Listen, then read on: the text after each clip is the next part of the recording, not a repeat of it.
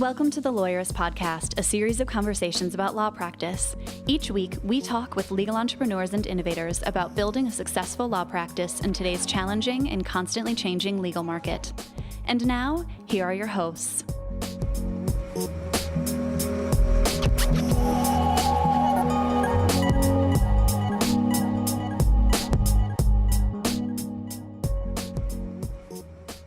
Hi, I'm Sam Glover.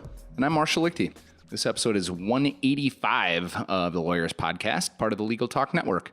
Today, we're talking with Jordan Furlong about the state of the legal industry in 2018 and some of the clear trends shaping the near future. Today's podcast is brought to you by LawPay, Ruby Receptionist, Law Clerk, and New Law Business Model. We appreciate their support, and we will tell you more about them later in the show. Yeah, so on this week's Lens episode, Sam and I talked about design thinking for law firms. And I think it's great timing because we just launched a new page about design thinking. So Marshall, tell us about design thinking and what's on that. What will lawyers find on that page? Yeah, one of the stickiest problems I had when I ran my law firm was finding problems, having a systematic way to think about them and solve them.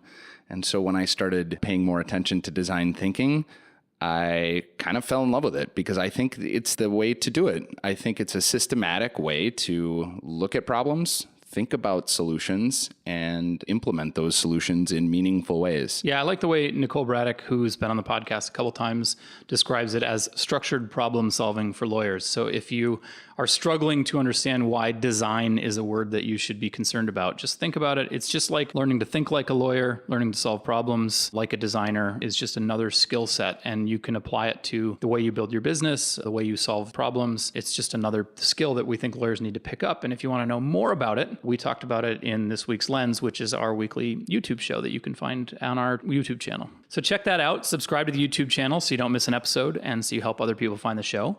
And now we've got a brief sponsored conversation with Dan Lear on behalf of Law Clerk, and then we'll jump into my conversation with Jordan Furlong. And as all conversations with Jordan Furlong, you are not going to want to miss that. Hey, everybody. I'm Dan Lear. I'm the principal and CEO of a company called Right Brain Law. I do technology consulting for legal tech companies, lawyers, and other folks in the legal arena. Hey, Dan. Good to hear from you again. I believe the last time we had you anywhere near this podcast or even maybe on Lawyerist's pages, you were working with Avo, which has since been sold, and you've moved on. Tell us, how do you come to be doing what you're doing now and working with Law Clerk? Right. I was podcast adjacent maybe at that point, Sam. So yeah, I left Avo a couple months ago. I don't know when this podcast will come out, but I left in early June. And I just am super passionate about pushing sort of the technology revolution here in the legal sector. And so I've started my own gig to help companies and other folks looking to solve problems at the intersection of law and tech do exactly that. Cool. So you are working for Law Clerk now, as I mentioned, and Law Clerk is a service built for lawyers, by lawyers, to help lawyers get freelance legal help. We've had some Law Clerk folks on the podcast before, so our listeners have probably heard a bit about it. But I'm curious, since you are sitting where you are, what do you think some of the pros and cons are when lawyers build their own solutions versus when non-lawyers build solutions for lawyers? Yeah, I mean, I think one really obvious question for most lawyers is like, how do you find the time, right? We see the Clio Trends report, which suggests that lawyers find so little billable time in their days. So finding the time to be a lawyer and build technology is a challenge in and of itself. And a practice is something that needs constant minding. So I think one huge piece is how do you find time to keep putting bread on the table and build technology? And I think that's an open and interesting question. But I think most people would say that like one of the big advantages is that lawyers know the subject matter better than anybody else, right? Absolutely. No, and that's exactly where I was going to go. I mean, they feel some of the problems that technology can solve very acutely. And one cool thing about, I think, Law Clerk in particular, and which is something that many lawyers can do if they build their own solutions, they actually dog-fooded or betaed their own solution for quite some time before they rolled it out in public. And so they had an opportunity to test real time whether or not their solution, and in this case, whether this marketplace would scale because they had a law firm to test it in. So I think that's one really good reason that lawyers are well positioned to do this. I think you and I are on the same page on this, that sometimes it feels like by being so close to the problem, lawyers may not be able to see what the solution needs to be. Yeah, I think there's two things here. I think the first is, and again, I'm a lawyer, so I say this with all love and due respect, but lawyers, in my opinion, aren't necessarily the best people to be builders, or at least they're not dispositionally inclined to. I think a lot of times their skeptical nature makes it really hard for them to sort of be builders as opposed to be skeptics, which is, again, what they get paid for. So I think that's one piece. I think there's another piece, too, where, and I think this is maybe true of most innovators or people who want to build things, is you are so close to the problem that maybe you don't always sort of raise your eyes to see whether someone else has solved this problem in a different, better, or more effective way. And again, I think a lot of people think like, oh, I have this problem, therefore there must be a mass market for it, and this is a problem in the world that needs to be solved. Whereas the truth may be that you're sort of an audience of one, or an N of one, as they say. You're the only one who really wants that problem solved. Or B, someone else has already solved it. I kind of think that's sort of something that I see over and over and again in the legal profession, where there are a ton of different law practices. They are both more and less unique than we all want to believe they are. But I think lawyers have a tendency to project our subjective experience within our own practice onto all practices. Like I'm a criminal defense lawyer, and so all lawyers must be as worried about attorney-client privilege as I am when I talk to my clients, which probably doesn't need to be true for a typical small business lawyer, but it's hard to connect over those issues in a meaningful way. And I think that probably spills over into technology adoption. If I'm having this problem, then everyone must be having this problem in the same way that I'm experiencing it. Yeah, and that's, I think, a beautiful summation of the dichotomy of this challenge of lawyers building technology. On the one hand, they understand the problem so intimately that they make for really great sort of case studies.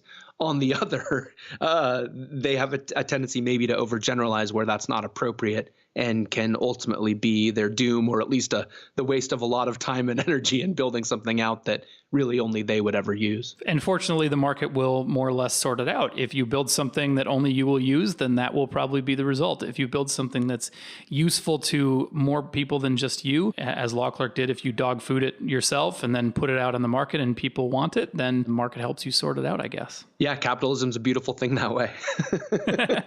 So listeners, if you want to see what a freelance lawyer service built by lawyers for lawyers looks like, you can visit lawclerk.legal/lawyerist to learn more and to download a free white paper about how to use freelancers ethically in your practice. Thanks, Dan. Thanks, Sam. It's been a pleasure.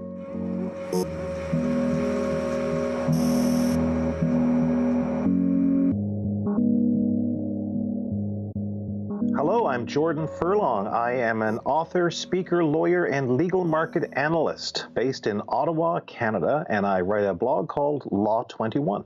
Welcome back, Jordan. I love having you on the podcast, and I had a whole topic that I threw out the window because of a recent post that you did. All right. And so you wrote about who really owns your law firm. And the gist of it was that a lot of people who own law firms, whether it's partners in big firms, and I'm extrapolating that to owners of small law firms, behave like high-level employees rather than actual owners. Yeah. And so I'm kind of wondering what got you thinking about this and how you wound up at that topic. Well, Sam, it's funny because I've had a bunch of engagements recently where I'm speaking to lawyers, especially law firms for retreats and so forth. And I was struck, as I have been for a while, that in any given audience of lawyers, there's always a certain segment who are clearly engaged with the subject. They're leaning forward, they're paying attention. And it's not that they necessarily are, buying everything I'm selling, right? They, sometimes they're kind of skeptical, sometimes they're kind of excited, whatever. But they're into it. But they're into it. Yeah, exactly. Either way. But there's also a certain mass of lawyers, and whether it's a critical mass or not, I don't know, who are really just never going to be that engaged, right? They kind of drift off a little bit. They look down at their smartphones, or they kind of tune out. And while I'm very tempted to take that personally, of course, as we all are, I really think, judging what I've heard from other people who've discussed these topics in these kinds of forums, for a lot of these lawyers, they're just not that engaged with their role as an owner and director of the firm. Because what I'm saying to them is that, look, folks, here are the challenges for your firm, and I know it matters to you how your firm is doing, its productivity and its effectiveness and its profitability and its legacy. And I kind of look at them and I realize, actually, no, it doesn't. It doesn't really matter to them very much at all. They're waiting for this to be over so they can go back to their office and bill some more hours. It's interesting too, because like those lawyers who are engaged, I meet them all the time, right? I'm out speaking or something and I'm talking about innovation or whatever. And people are like, yeah, I'm into all that stuff, and they're engaged and they want to talk more. And then they don't do anything about it. Yeah. And that puts me in mind of a couple of studies from Clio, from Thompson, that really indicate that most law firms know what their challenges are. And my guess is even those disengaged lawyers know what the challenges that the firm faces are, at least in a roundabout way. But they aren't doing anything about it. The Thompson study comes right out and asks lawyers, are you doing anything about your challenges? And by and large, the answer is no. And the Clio study, we're not seeing the numbers change year after year. So people aren't actually addressing them. And so I think it's like there's a challenge for both of those groups of lawyers, the engaged ones and the disengaged ones. Both of them are having trouble. I think that's a really good point, Sam. And it's really reflected again in the experiences that I'm having when talking with the lawyers in all sorts of contexts. Because you're right. It is not as if when I'm going into law firms and I can say, look, here's the big picture. Okay, that's fine. That's helpful. Here are some very practical steps which we've kind of pulled together for your particular firm or office or whatever that you can do.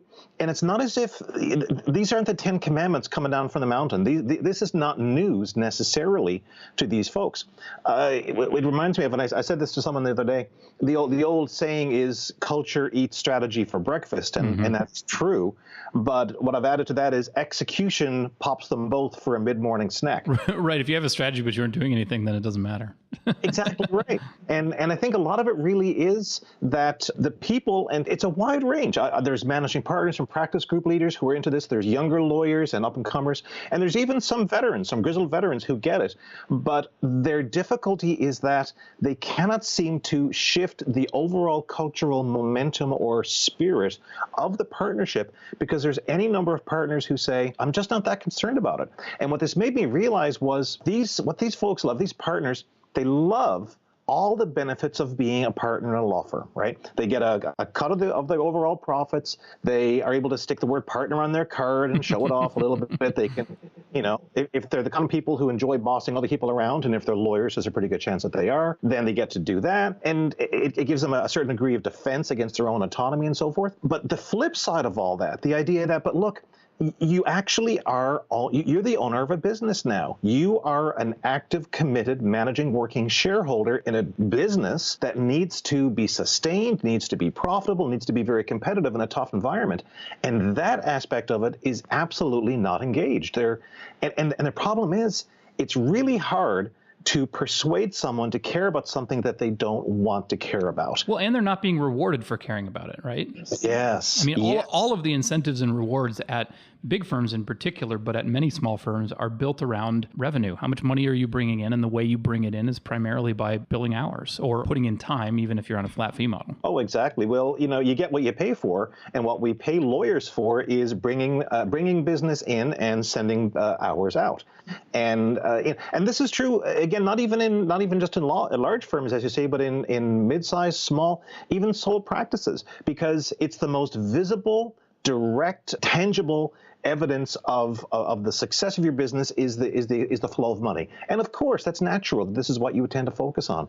But there's still an obligation to work. And I don't know how many people I've heard tell me this, mostly in the law, but also outside of it as well, is I am so busy working I don't have time to work on the business. Right. And I think that's especially true that the smaller the firm, and this is what Clio's results have told us as well, right? They found that, totally. Yeah, the solo and small firm lawyers are only billing, one or two or plus hours a day because they're so busy running their business. And that's kind of maybe a built-in challenge. But one of the whole points of being in a law firm of several lawyers is that you can, pool all your resources, your talent, and your time, and you can actually find some people and open up some time to deal with these issues. And again, it is I want to say it's a cultural thing, but it's also very much a personal thing, because you get right down to the lawyer, him or herself, and you talk to them, you try to engage them on this point, and there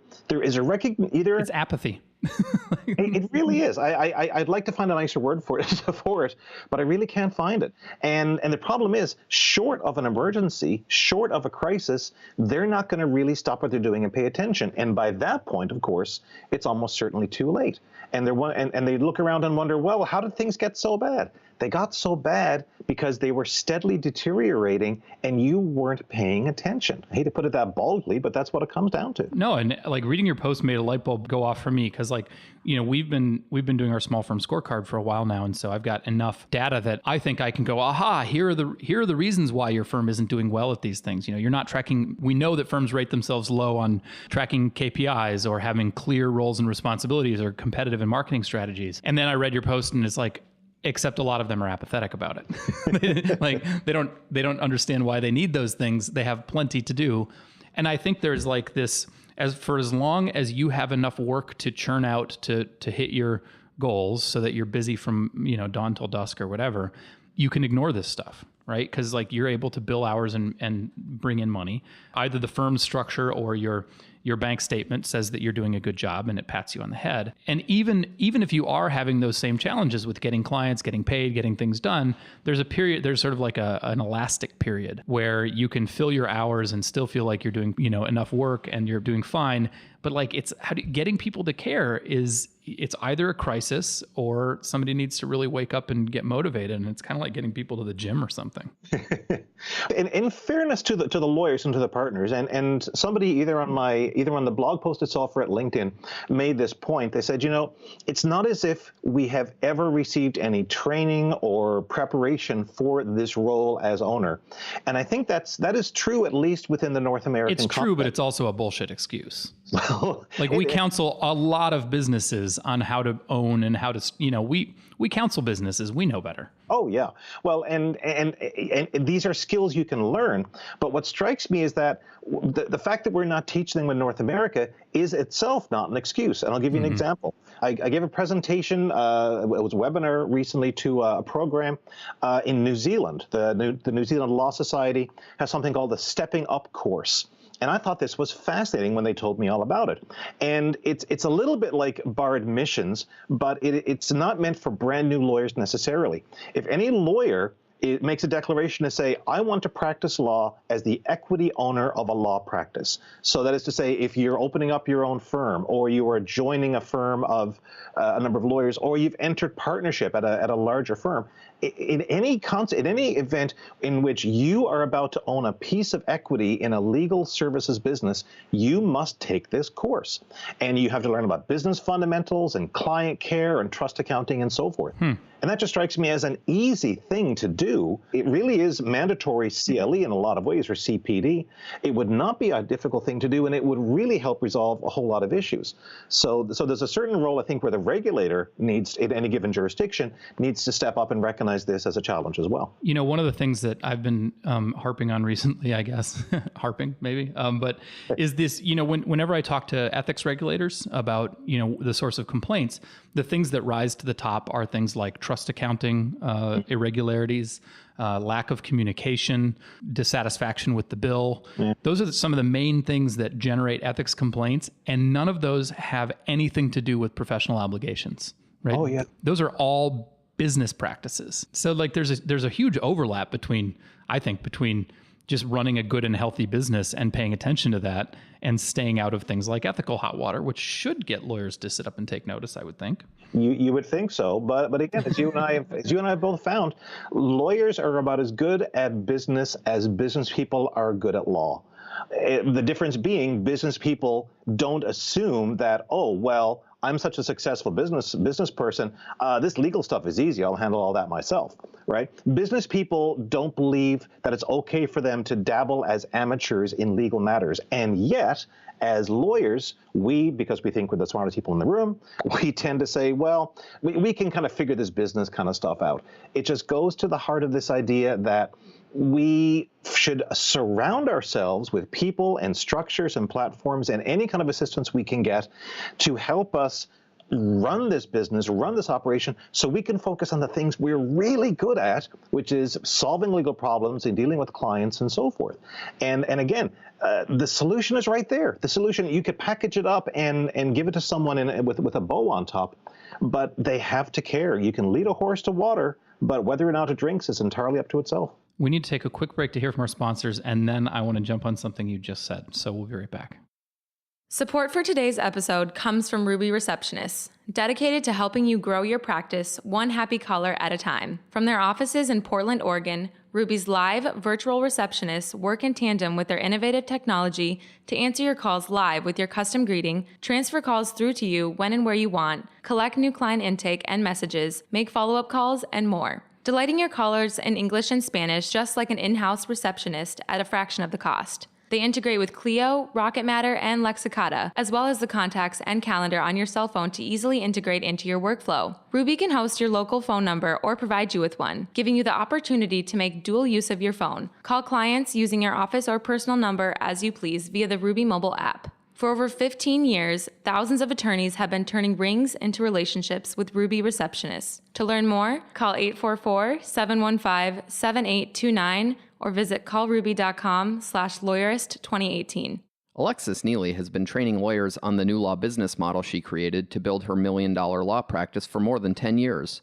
Over that time, she saw that some lawyers were hugely and immediately successful with it, and others spun their wheels, never getting anywhere. Just recently, she decided to figure out what made the difference. After reviewing all of her clients' successes and failures, as well as her own, she identified 5 shifts that were the common denominator among all the lawyers who today have high 6- and 7-figure law practices they love. To learn what she discovered and apply it to your life and law practice, go to newlawbusinessmodel.com/lawyerist. Did you know that attorneys who accept online payments get paid 39% faster on average than those using traditional payment methods? With LawPay, the only payment solution offered through the ABA Advantage program, you can accept client payments online, via email, or in person. No equipment needed. Visit lawpay.com/lawyerist to sign up and get your first 3 months free. Trust the only payment solution developed for attorneys and recommended by 47 state bars. LawPay. Okay, we're back. So, Jordan, you just said that lawyers are about as good at business as business people are good at law. And that seems to me to beg the question of why are we still dragging our feet on non-lawyer ownership? Like, if training lawyers to be good business people is possible, but it doesn't seem to scale and it doesn't seem to happen all that often. And so shouldn't we really be taking that more seriously, or should we just throw up our hands and wait for the regulators to finally do it? Oh gosh, I would love it if we would take it more seriously, especially since, speaking for myself, I threw up my hands and waited for regulators about 5 or 10 years ago.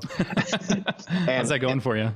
Well, like Vladimir and Esther John, I'm hanging out underneath a tree, and I really don't think they're coming. For me, it really is one of these things where we, as lawyers, I think, have an obligation to. You can pick the entity to which we owe our obligation, whether it is the court and the rule of law, or our clients, or our colleagues, or our business, or the people who depend on our business to operate properly.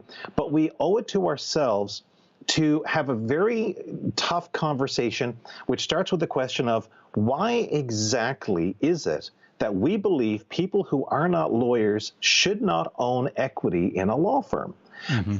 Because all the discussions I have with regulators and opponents, and there are quite a few of both, obviously, in this area, comes down to, well, you can't have non-lawyers owning a law firm. And we never really seem to dig... And protect clients, right? This is what it comes down to. We have to protect our clients. And I always want to drill down a bit further and say, protect them from what? Right, protect them from the business errors that law firms are making because they don't know how to run businesses. Like, it's so circular and obvious and dumb.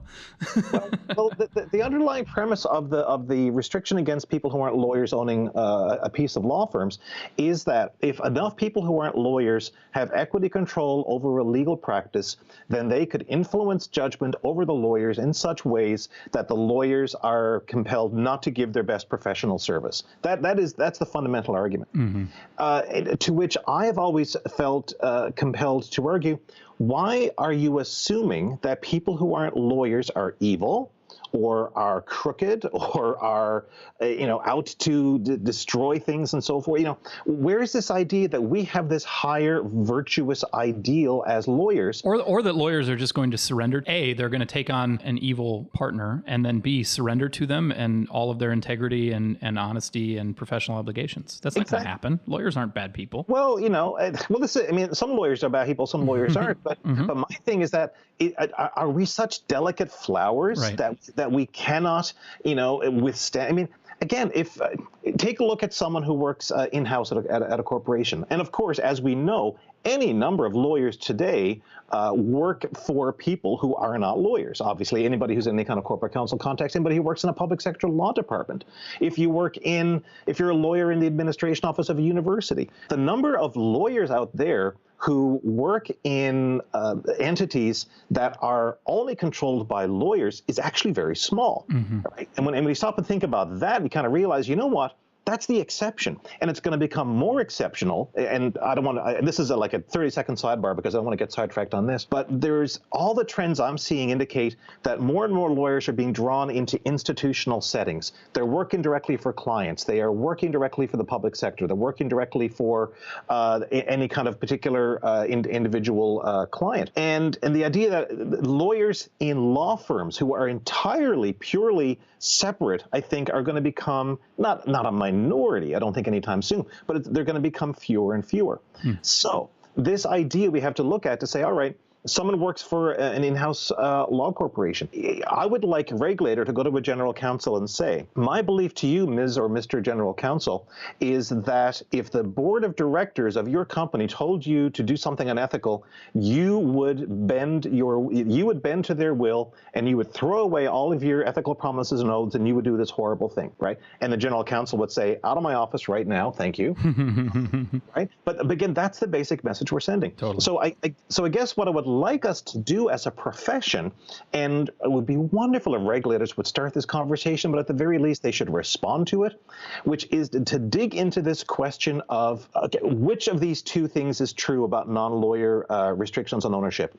Is it that non-lawyers are worse people than we are, or is it that we are delicate flowers who cannot possibly resist any outside interference in our judgment? Because one of these two things has to be the reason why we don't allow people who aren't lawyers to own law firms. I would love for a regulator or opponent to tell me which one of these it is and to explain to me how they came to that conclusion. So, Jordan, we've been talking about how, at least we started out talking about how lawyers who come into a leadership or ownership role ought to behave like it. What does that mean? What does the mental state of an owner look like that is different from a mental state of a high-level employee who just happens to sit in that chair? It's a really good question. And I've tried to sort of develop some of these ideas a little bit in the post, because obviously if you were a partner in a law firm, one of the the whole point of leverage in a law firm is that you are providing enough work to keep yourself busy and at least one other person part of the time, and that's how most partners view their sole obligation, is to bring enough money in so that enough work in that somebody else can make a living, which is fine. But my view of it is that if you are, again, an active shareholder of a legal services business, then your obligations to the business include at least an awareness of how the firm is doing. Now, fair enough. A consultant I know in the UK, in a comment to the Post, said, and you think most law firms even know how they're doing, in terms of institutional profitability? That's a fair point. But if I'm a partner in a law firm and the managing partner comes to me and says, okay, here is your draw this year, and it's up 3% or down 2%, and that's all they tell me, and I'm like, whoa, hang on. There's more to this business than just me. How are we doing generally? What are our most profitable areas of practice? Where are we making the most money? Where are we losing money? Do we have practice areas where we are bleeding money? Because I guarantee you there are, right? So even an awareness and a willingness and an interest in saying, how are we doing as a whole, as an entity? So I think that's really big. Cross-selling, which is a terrible term, and I wish we could find a better one. But this idea of you got to promote the firm and promote its capacities to your clients and the market. And this is actually really interesting because I'm giving a presentation to a firm in about a week's time that's going to be touching on this subject. And as you know, many law firms of all sizes struggle with cross-selling, right? The idea that partner A does something, partner B goes to a client and says, hey, partner A is awesome. You should hire him or her to do this kind of stuff. And this hardly ever happens. And the reason it hardly ever happens, I think, for the most part, is that there is very little what you might call esprit de corps in law firms. I think in an ideal law firm situation, any given lawyer can say of a colleague, a win for him or a win for her is a win for me, right? We are all part of the same team here. And if he or she does well, then I feel like I've done well as in addition, not just because this extra money is going to rise up, the tide will rise all boats, not just because I'm going to make more money, but because this person's on my team. Right. And I think lawyers, I don't know what it is about us, whether it is natural or it's learned, but we don't tend to think team-wise. I have a personal theory that the majority of lawyers, if you ask lawyers, what is your favorite physical activity to participate in, right? Sport or game or something. I'll bet you it is swimming or it's tennis or it's golf or it's something where it's probably golf for anybody over like golf. 50, yeah.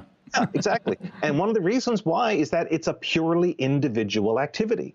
Lawyers are not lawyers don't play soccer or baseball or football because these are team activities. I'm embarrassed, right? But that's totally true for me too.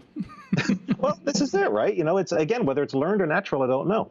So a really big step forward. And what I say to law firms is, listen, cross-selling is not the problem. Cross-selling is a symptom. If you have a firm where everybody's looking out for themselves and they don't really care about what anybody else is doing, then of course your cross-selling is going to stink. Why would you expect it to be any different? So what you need is a firm where people are genuinely invested and engaged in what other people are doing, and their success makes you feel good. And I know that your average lawyer would just snort and say, oh, please. That's not like any law firm in the real world. And maybe it's not, but that is the only way in which you will get a firm in which people, because again, partner B is never going to promote partner A unless partner B really genuinely feels like partner A is terrific. And my clients are going to benefit from dealing with her or dealing with him. It's an attitudinal change. It's a cultural change, but it is not a fantasy change. I am convinced about it. And the reason I'm convinced is that you can find organizations filled with lawyers who do have that esprit de corps. Right. Some law firms, a lot of law departments work this way. A lot of the legal startups, this is kind of like the nature of what they do. So it goes back to culture, right? Culture and execution. That is everything you need to know about a law firm is right there. I mean, it feels like if you have culture right, you're probably doing this. Oh, yeah, absolutely. I mean, the mere fact that you have thought of asserting a culture and defending it and advocating for it and rewarding and hiring and firing based on it means that you're working together as a team. That's just what it is. And the single biggest challenge for law firms and legal organizations of all kinds, to my mind anyway, comes down to the question of what culture do you have? What culture do you want? Because these are almost certainly two different things.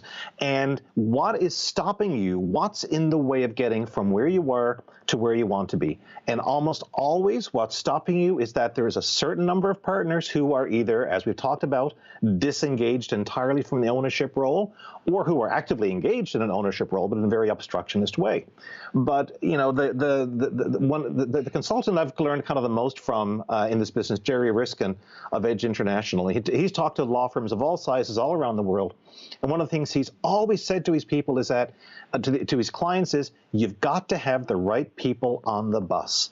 And if you got the wrong people on the bus, then you need to pull over by the side of the road and start the process of helping give them a transfer onto a different route, because you're never going to get to where you need to go without that step. Jordan, let's say for our listeners, I think obviously one, working on culture, using your values in hiring and firing, and including among them, if you're bringing on owners, some sort of ownership talent or desire at least, seems like a great idea. But what if some of our listeners who own their own firms are like, we've struck a chord with them and now they realize that they need to change? Like, how do you change your perspective from a high level worker to an owner?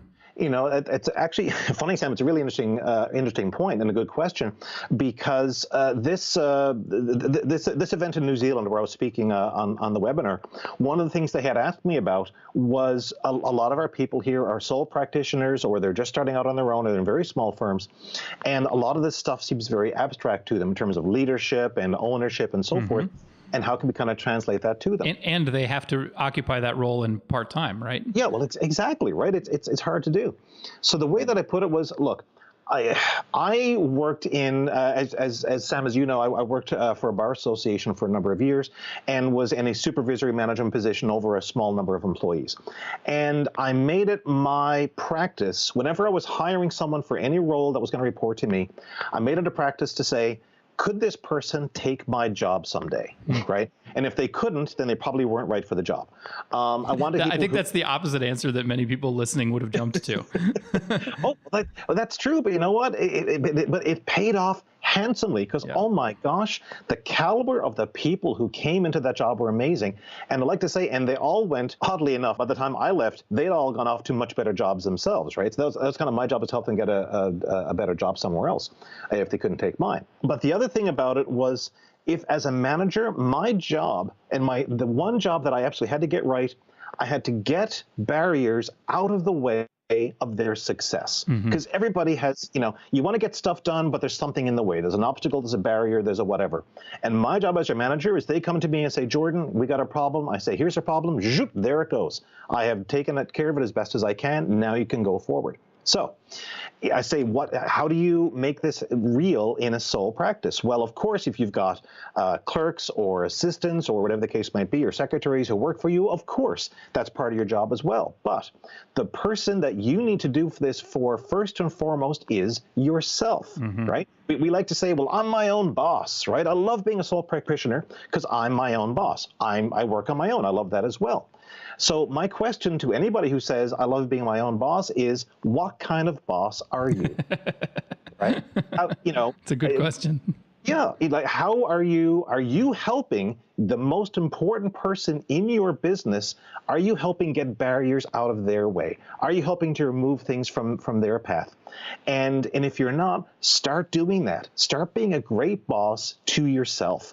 And so if your key employee, yourself, is way down because you can only bill 2.2 hours a day, as Cleo has said, because they're doing admin work, then get that admin work off your desk, onto somebody else's, or onto a platform, or into a machine or something like that, because that's what your key employee needs.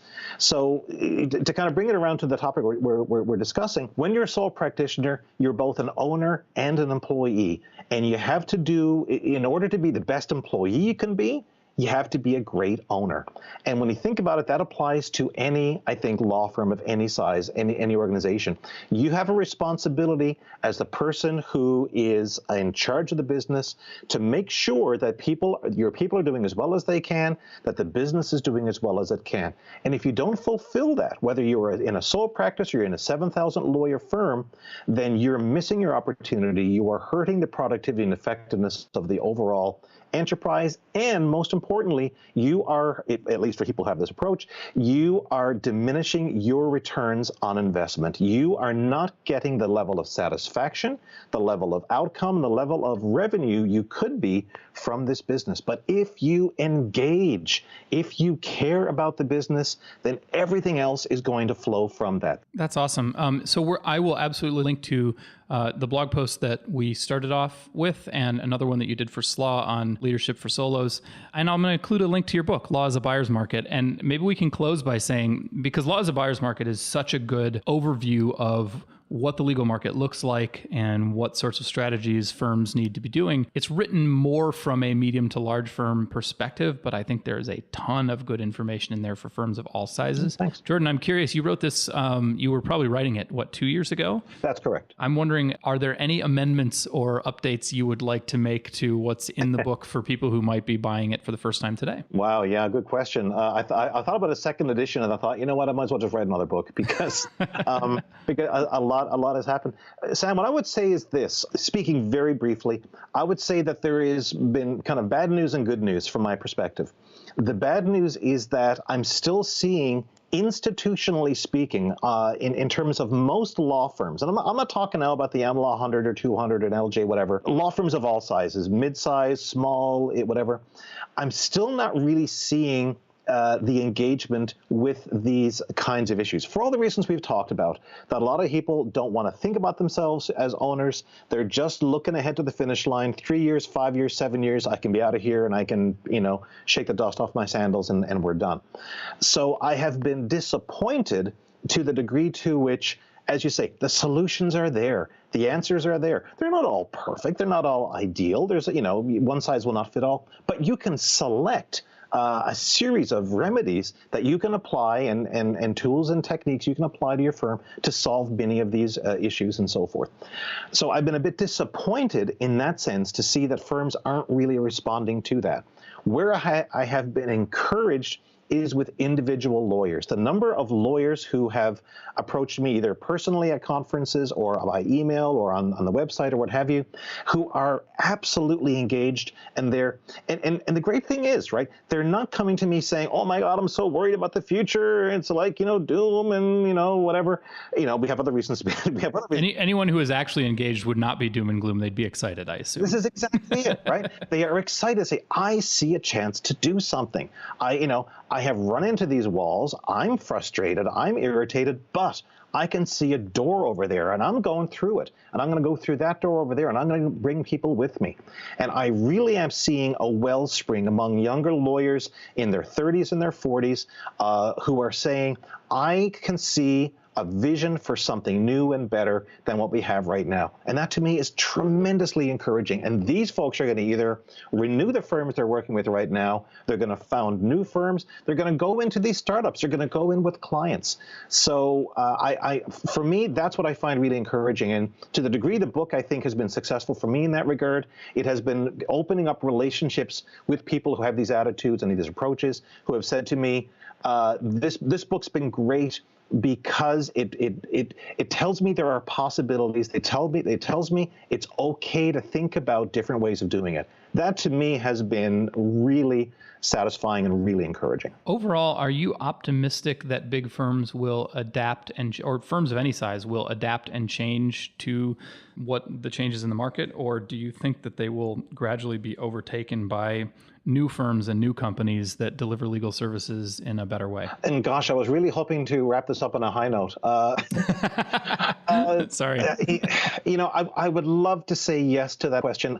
I'm not sure that I can, in the sense of can firms turn around? Because the problem is, these are businesses with a tremendous amount of institutional inertia built up over a long period of time, owned by people who don't fully realize they are owners of a business that is competitive in a market. That fact alone takes a bunch of lawyers by surprise. Really? Oh, okay. Yeah, I guess I am sort of, I suppose, when you put it that way. Yes, you are. So no, I don't have a lot of confidence. I do think there's a lot of law firms out there that are going to find themselves in 5 or 10 or 15 years, if it takes that long, and I don't think it will, where they are running out of people who want to be owners of the firm. They are running out of the kind of work that they want to do or they are equipped to do. And they just find that all the brand and all the goodwill and all of the assets they've built up are in the end going to be kind of dissipated away. And that's really sad to me. Either the firm will be gobbled up by another firm in a merger or an acquisition, or as they say, like a liquidating merger, or it'll just kind of fade away. The senior equity partners will retire and the juniors will go somewhere else. And you know what? If that's what happens, it's kind of too bad. But maybe it needs to. Yeah. Maybe it needs to, right? I make this point all the time because whenever you see a report like a law firm collapses and the headlines come out, such and such, the death of such and such, right? The death of Dewey and LaFleur. It's like, nobody's died. These are not people, Mitt Romney notwithstanding, Right? These are businesses. They are platforms for the delivery of legal services and the creation of productive relationships. And if they're not working out, then they will go away. And the labor and the equity capital that has energized these and made these firms possible, it'll go somewhere else, because that's how the system is supposed to work. And that's what I think is going to happen. A lot of firms aren't going to make it, but the lawyers themselves, if they figure the stuff out. And again, I want to emphasize again, it's not as if I'm the only person out there who's talking about these things, and it's not as if I'm the rightest person out there talking about these things. There is an extraordinary amount of good information and insight available to lawyers who want to do something different. But what they're going to find is their current platform is no longer fit for service, and they're going to either join one that is, or they're going to create one that is, or they're going to set up a whole different way of looking at it, maybe in a startup, maybe in a new law operation, maybe in a legal tech firm, doesn't matter. But they'll find a better way to do it. The lawyers who get it, the lawyers who want to get it, that to me is the bottom line. This goes right back to what we're talking about. Do you want to get it? Do you want to be part of the market as it's forming right now, or what you really want is to be part of the old market? Because if you do, then happy trails, because 5 years, you're going to be doing something else, putting your feet up on a rocking chair or something. You may have thought of that as a pessimistic ending, but I don't think it is. I think there's a lot of optimism buried in there. If you are a lawyer who is engaged and gets it and wants to be an owner and run a business or come up with a new creative or innovative business that delivers legal services better, there is abundant opportunity in this market to do that and to open your own way and create something amazing. Just not if your goal is to do it at an old school style traditional law firm. Yeah, that is absolutely my belief. That actually crystallizes it really nicely. The opportunities are there. The need is there. The moment is here. It's what I keep driving home to lawyers all the time. If you want it, it's there for you to get it. If you don't want it, good luck and Godspeed with your life. I think that's a nice place to end. Thanks so much, Jordan. Thank you, Sam.